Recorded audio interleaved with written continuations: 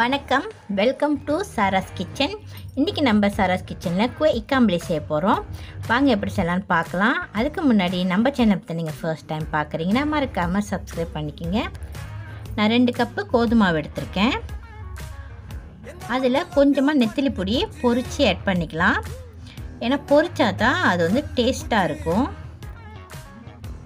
அடுத்தது நம்ம வெங்காயம் சின்னதாக கட் பண்ணிக்கலாம். ஒரு வெங்காயம் சின்னதாக கட் பண்ணி ஆட் பண்ணியிருக்கேன். இப்போ தேவையான அளவு உப்பு ஆட் பண்ணிக்கலாம்.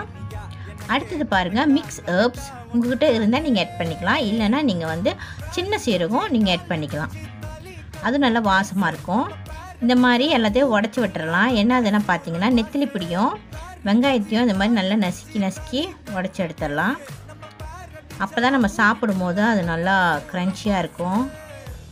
ஓகே, இப்போ வந்து நம்ம கொஞ்சம் கொஞ்சமாக தண்ணி ஊற்றி பேஸ்ட் மாதிரி ரெடி பண்ணிக்கலாம். உங்களுக்கு கொஞ்சம் காரமாக வேணும்னா நீங்கள் ஊசி மிளகாய் சின்னதாக வெட்டி ஆட் பண்ணிக்கலாம். இல்லைனாக்கா நீங்கள் வந்து மிளகாய் தூள் கூட நீங்கள் ஆட் பண்ணிக்கலாம்.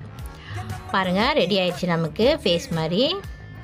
ஓகே, இப்போ நம்ம வந்து என்ன செய்ய போகிறோம் பார்த்தீங்கன்னா, சட்டி அடுப்பில் வச்சு எண்ணெய் சூடு ஏறினதுக்கப்புறம் நம்ம ஒரு ஸ்பூனாக ஆட் பண்ணி பொரித்து எடுத்துக்க போகிறோம்.